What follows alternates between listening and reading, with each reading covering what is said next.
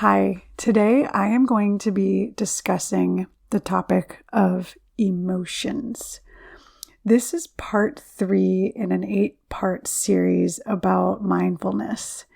And all of the content is from a program that I just completed, a 2-year program called MMTCP, the Mindfulness Meditation Teacher Certification Program. And I taught 8 classes for my practicum for this program. And I thought that the content, it really impacted everyone that participated in my practicum. And I really think that it can help a lot of especially hardworking teachers out there and social justice advocates, because the work that we do is so hard and draining. Physically, mentally, and emotionally. So in each of my class sessions, I gave about a 10-minute talk on a specific topic related to mindfulness, and then I led a guided meditation. So each of these episodes in this 8-part series will follow that same structure. Originally, I was planning on just publishing the recordings that I did of my practicum, but the audio quality was so terrible and there were just so many noises in the background. The first episode, part 1, about the breath, is actually the recording from my class. For some reason, that one turned out really well. But I'm just re-recording the content for you here. And so I really hope that you take some insight, inspiration from this episode today about emotions. Welcome to the Empower Students Now podcast, a podcast about equity, neurodiversity, mindfulness, and student engagement. There's a lot that needs to change in our education system. The good news is teachers have the power to make these changes now.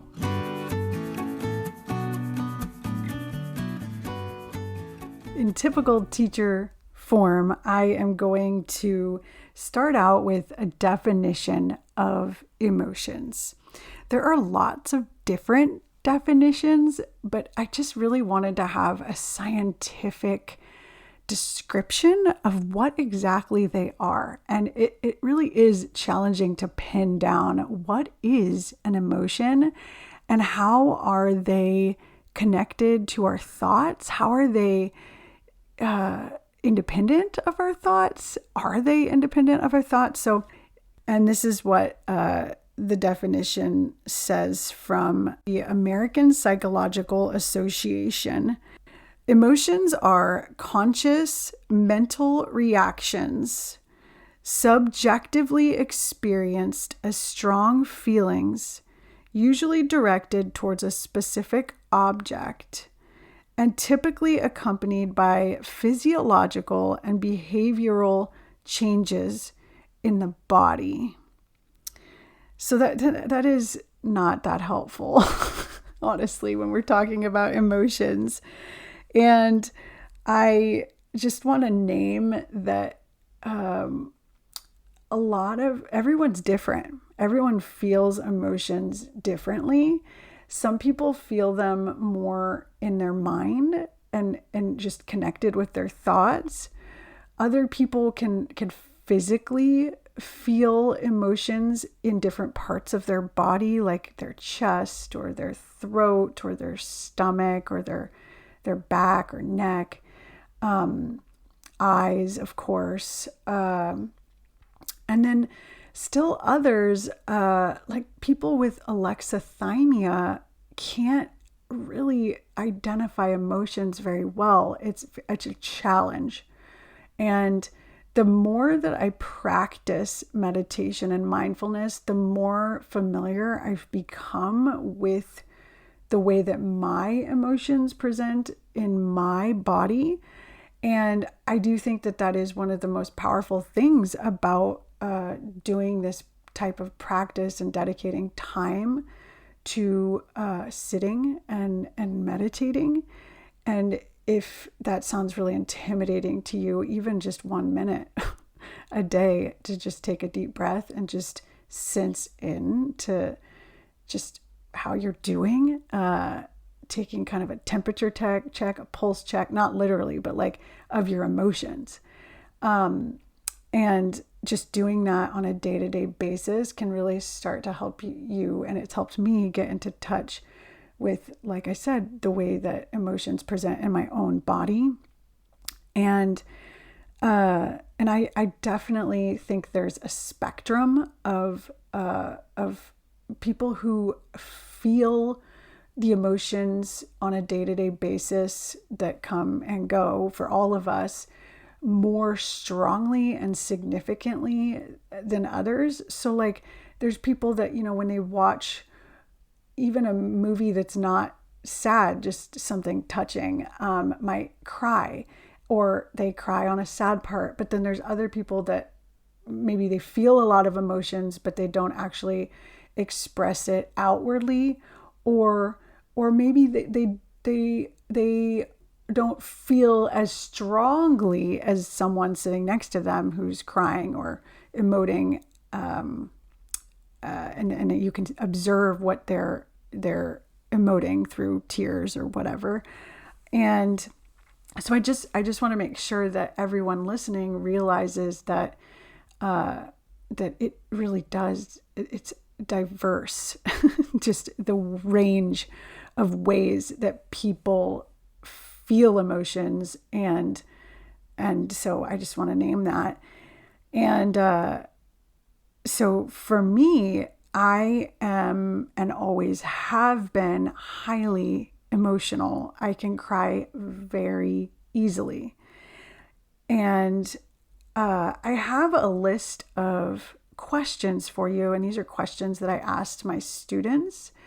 And for you, listener, I would really recommend writing in a journal or typing somewhere your answers to these, because I think that it's really important to reflect on these questions, and you'll see why when I present them to you. So here are the questions that I'd love for you to just journal about, or maybe even talk to a friend about.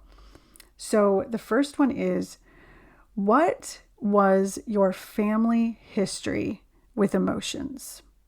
What was allowed in your family? What wasn't allowed?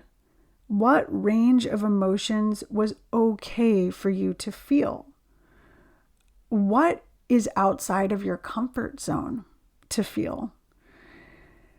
So just to answer this question for myself, when I reflect, and I think that I grew up in the 80s and 90s, and I think a lot of people who grew up during that time were parented very similarly, in that crying was not really allowed,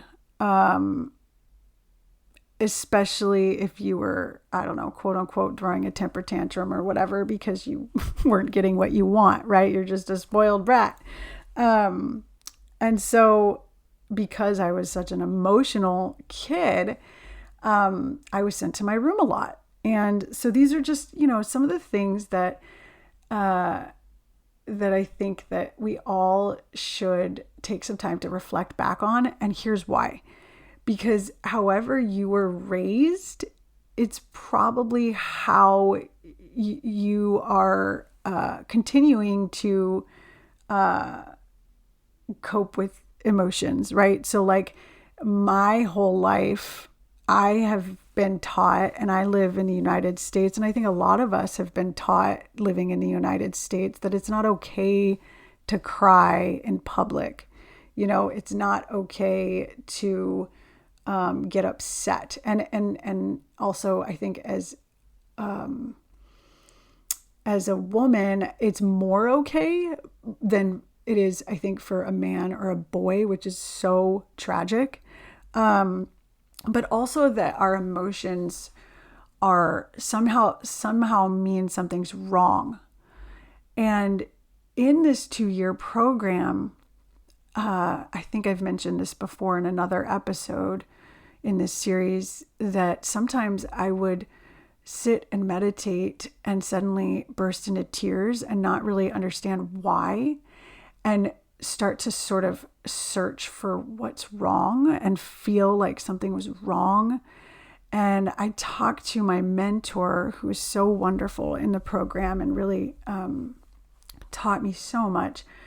And she made me realize that my tears don't mean necessarily that anything's wrong, and that actually tears can be a really beautiful way to process things that are hard, and they mean that I'm processing, that I'm really letting myself feel things and allowing, which is a lot of what meditation and mindfulness is it's this process of continually allowing what is to be. But this doesn't necessarily mean that you're just going to sit back and do nothing if someone's hurting you, right? Like this means, like, if you're uncomfortable in a particular moment. And I do have some stories to tell you about, like, to show you examples of this, that just to be able to name the emotions that are coming up, and often it is more than one emotion, and to sort of ask yourself, can I be with this? And sometimes the answer is no. Sometimes the answer is no, I cannot be with this. And that's okay too. We have to practice self-compassion. And there's a concept called the zone of tolerance that's really important to name here too. And that is, recognizing when are you able to tolerate the feelings that are coming up in your body or in your mind or wherever you're feeling them, your ability to do that in any moment, and noticing signs that you're not able to, that you're out of your zone of tolerance. And some signs that you're outside of your zone of tolerance are being hypervigilant, being lethargic, feeling panic or confusion, having intrusive images or thoughts, feeling aggressive, irritability, impulsivity, shame, guilt. And if at any point you experience these things when you're trying to sit and meditate, or you're just trying to practice mindfulness on a day-to-day basis, it's really important to practice self-compassion and step away to do something that resources you or comforts you or helps distract you. And that is okay to distract you. Another topic I'd like to bring up that's related to emotions is the vagus nerve and just the nervous system in general and its connection to emotions. Emotions are deeply connected to the nervous system, especially the autonomic nervous system. So the autonomic nervous system controls involuntary functions like heart rate, digestion, and breathing. It has two main branches: the sympathetic nervous system. This is the fight or flight response. So when you're really, really stressed out or just facing a situation that causes this to be activated, you can feel anxiety, fear, anger. And then there's the parasympathetic nervous system. And this is the rest and digest or calm and connect response, feeling safe, content, peaceful. Emotions often can trigger activation in one of these branches. For example, fear can activate the sympathetic nervous system, and your heart will start beating fast. You might have shallow breathing and tense muscles. And safety, connection with others, feeling affection can activate the parasympathetic nervous system. And this slows your heart rate. It relaxes your body. It's easier to digest food. And I do think that teaching is a profession where the sympathetic nervous system is frequently activated, and we can really just be in sort of an adrenaline rush state just all the time. And this can cause a lot of chronic pain problems. And so it's just really, really, really, really helpful to, when you're not teaching, to try and activate the parasympathetic nervous system, the rest and digest state, and just that feeling of safety and calm.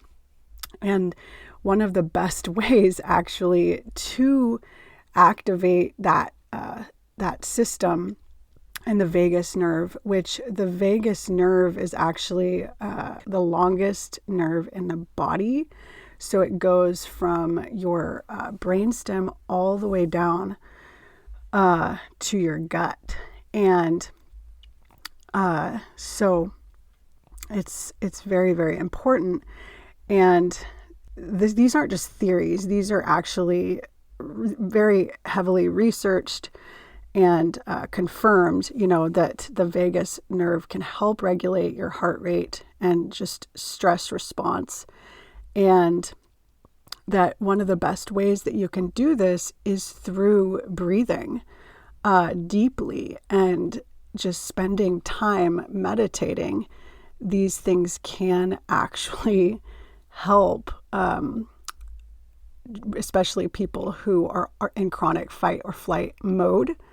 And actually, you can increase your the signals and the vagal tone by just sitting and practicing breathing exercises. And it can lower your stress response. It can help you handle stress better. The more that you practice, it can help you regulate your emotions. It's just the more that you practice breathing and just sitting, the more that your body sort of can get used to that state of calm, and you're more easily able to access that calm state when you practice and when you activate your vagus nerve in that way where you feel calm through the breathing.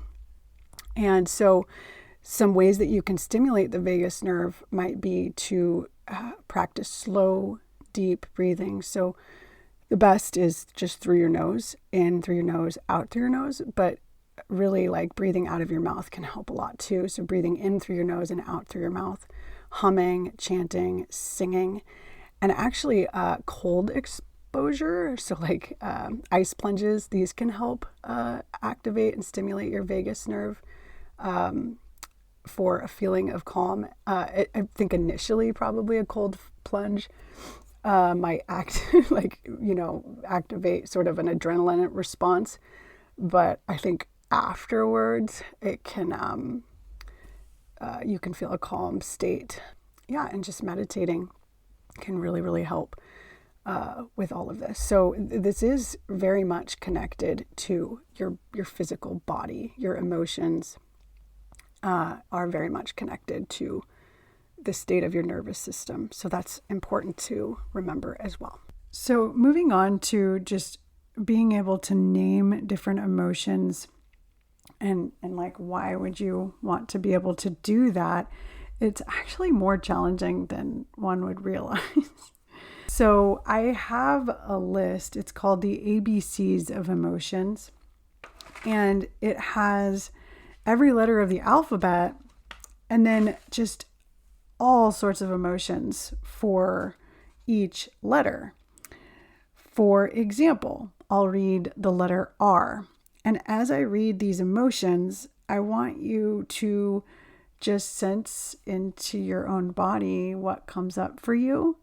And then also notice that each of these emotions, they're either negative, positive, or possibly neutral. Okay, so let's do R.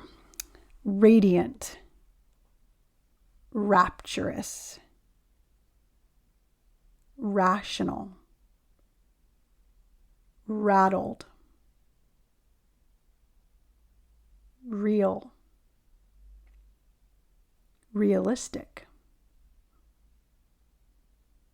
reasonable, rebellious, reckless, reflective, refreshed, regretful, rejected, rejuvenated, relaxed, reliable, relieved, remorseful, removed, repulsed, resentful, reserved, resourceful. And it even goes on to another page. Isn't that amazing? There are just so many emotions. And that's just the letter R. I can't even believe it. I'm looking at the letter S, and it is a huge paragraph of emotions that start with the letter S. And so there's just a vast range of things that can go on within one body.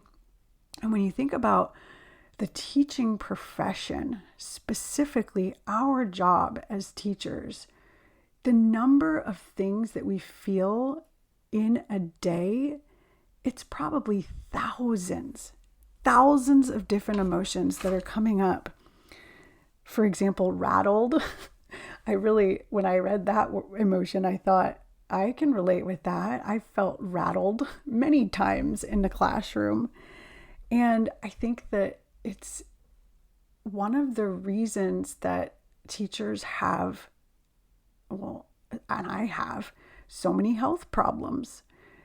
It's because we're feeling so many things in a day with our students, and we have to push it down. We can't emote. We're not free to feel our feelings in front of our students.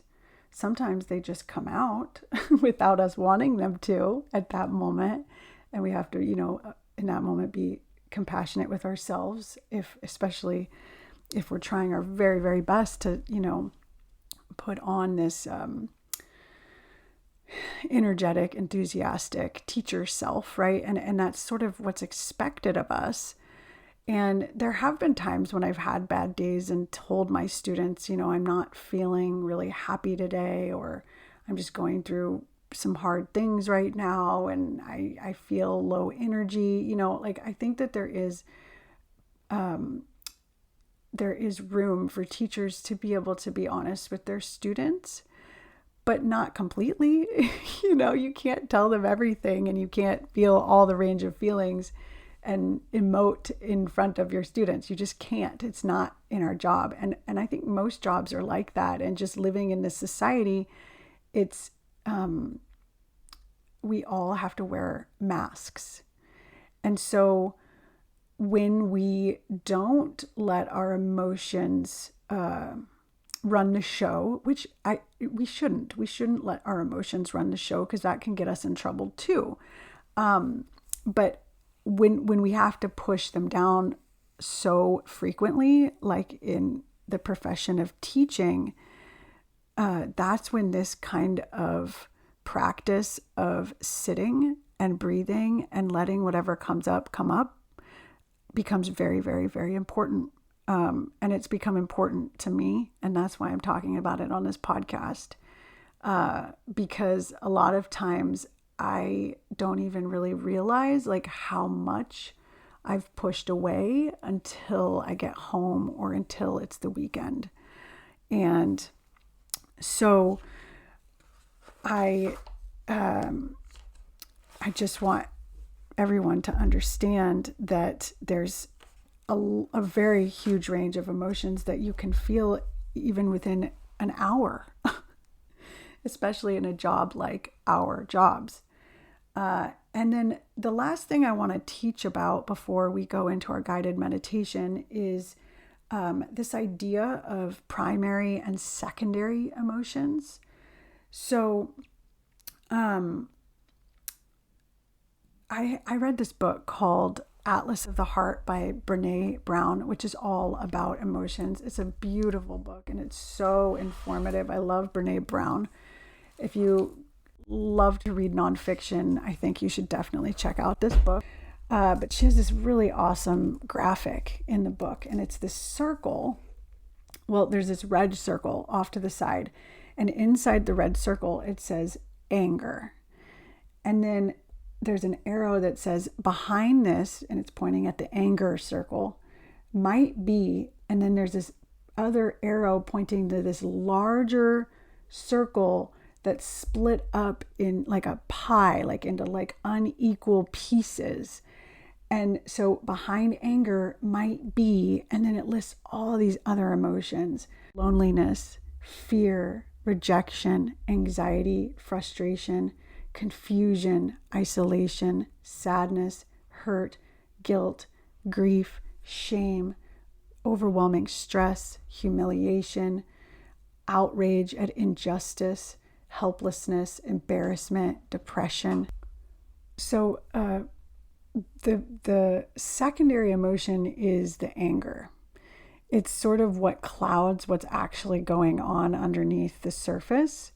And the other emotions are primary emotions. It's like what's going on at the core of you. And so anger is that emotion that most of us will be able to identify. And usually when there's anger, there's usually like 99.9% of the time something else going on underneath. And I think that's really, really important to understand, especially in relationship with others, because often we feel angry, like for example, at our spouse. Let's just use this as an example. Let's say, and this is actually a story from my own relationship and my own marriage, but I think that it's applicable to every marriage, because I'm sure this fight has happened before in every marriage.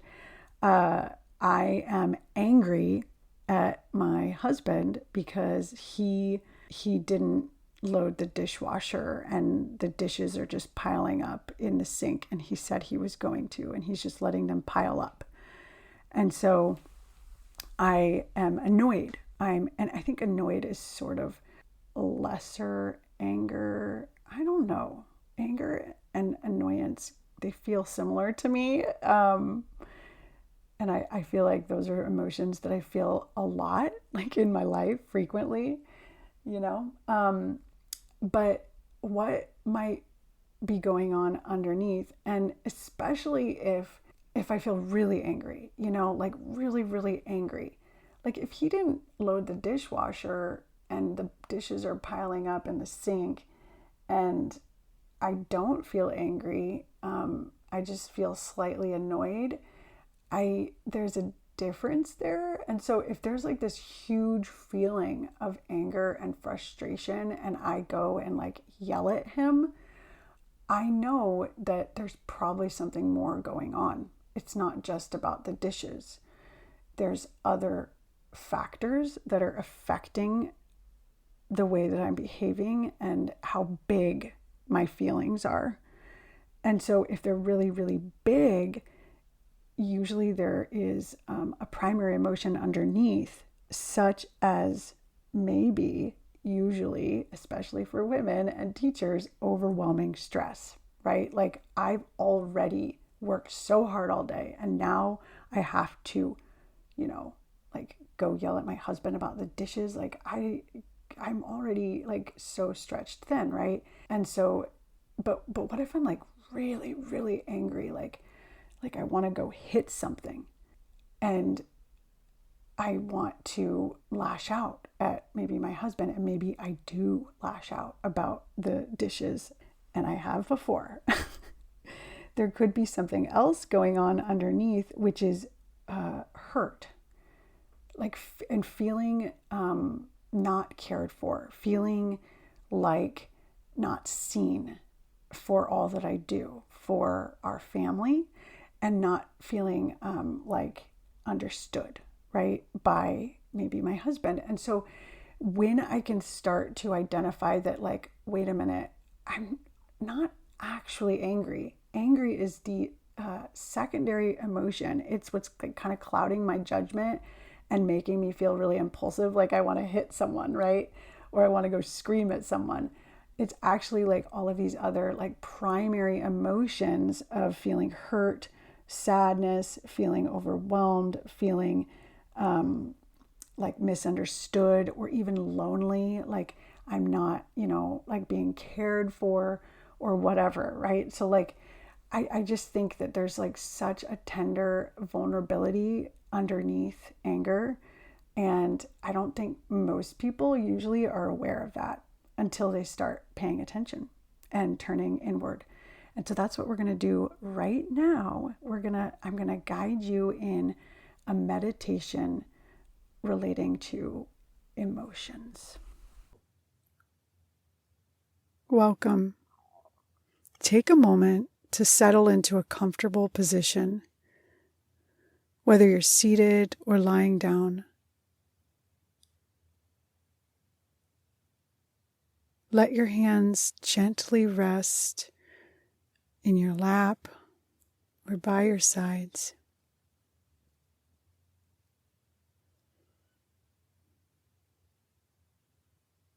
If it feels safe, you can allow your eyes to close now.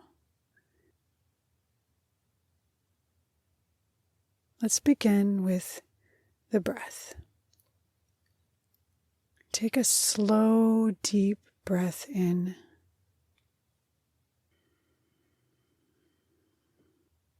And gently exhale.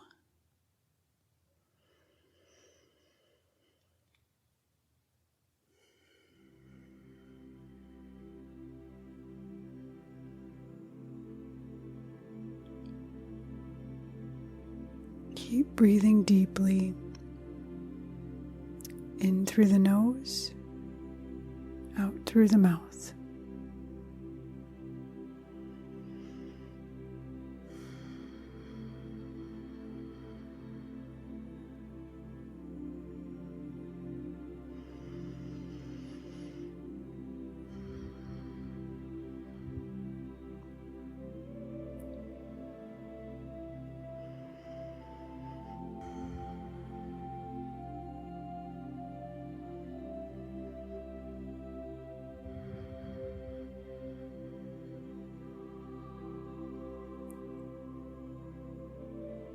Now let your breath return to its natural rhythm. Allow your body to settle in. Feel the ground or the chair supporting you. Let it hold your weight completely.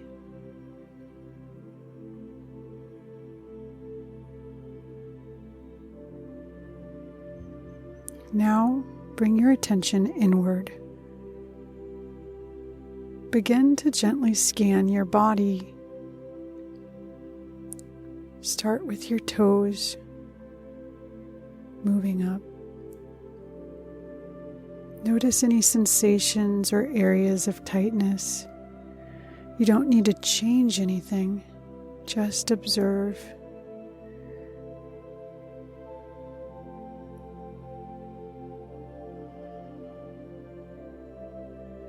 Move up your legs.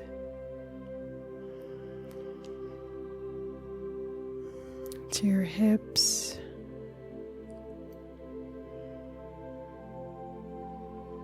Your stomach. What do you feel there?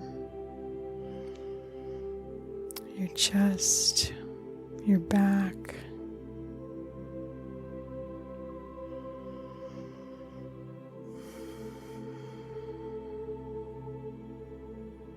Notice any sensations. Just acknowledge them. Move to your arms, fingers. Now your neck.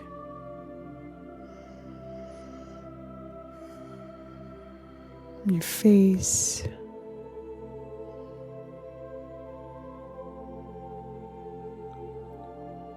The top of your head.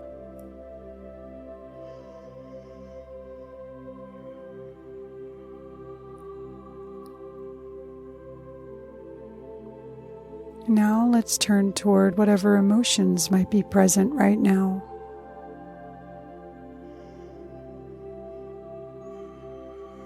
Perhaps you feel calm maybe impatient, anxious, sad, joyful. Maybe you're not sure what you're feeling. That's okay too.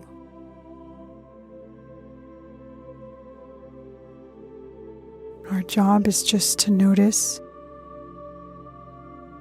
and allow. Whatever is here is welcome. Take a moment to silently name what you're feeling, even if it's nothing at all.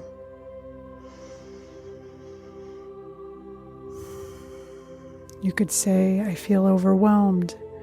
I feel peaceful, numb, neutral, or simply, there is emotion here.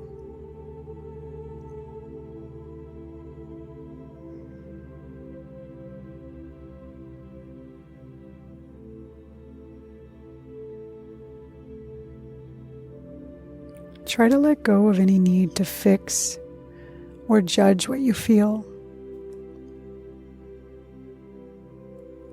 Imagine your emotions as clouds drifting through the sky of your mind. They arrive, they change, and eventually they pass.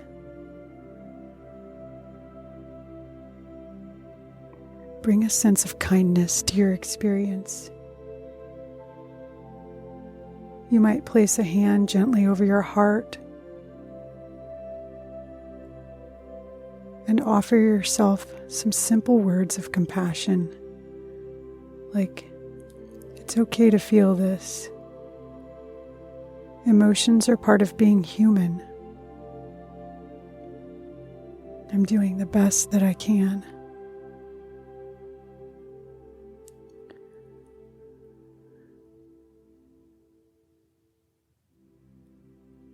As you breathe there, imagine sending kindness to the parts of you that are hurting, or scared, or impatient, or confused. You don't need all the answers right now. Just focus on the moment now. All you need is your presence and gentle attention.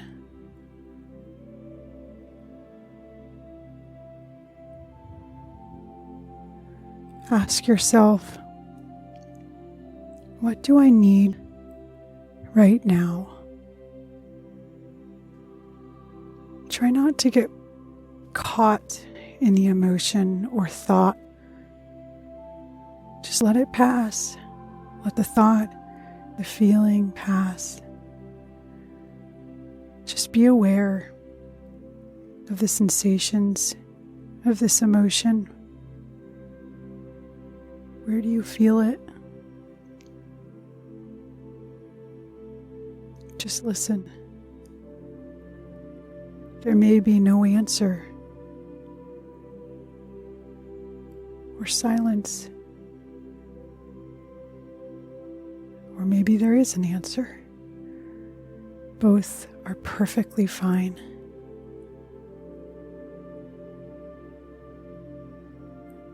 Take in a few more breaths, allowing yourself to simply be.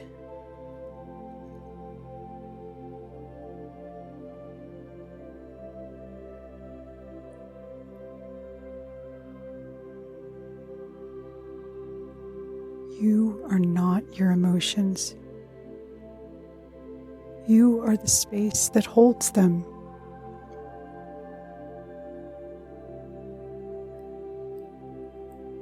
As we begin to close this meditation practice, bring your awareness back to your body, feeling the contact points between you and the floor or the chair. Maybe you feel the air on your skin or your breath going in and out of your nose.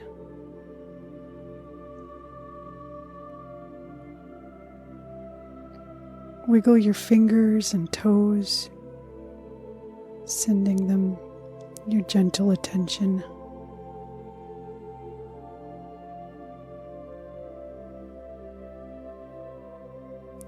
When you feel ready, take one final deep breath in, the deepest breath you've taken all day long.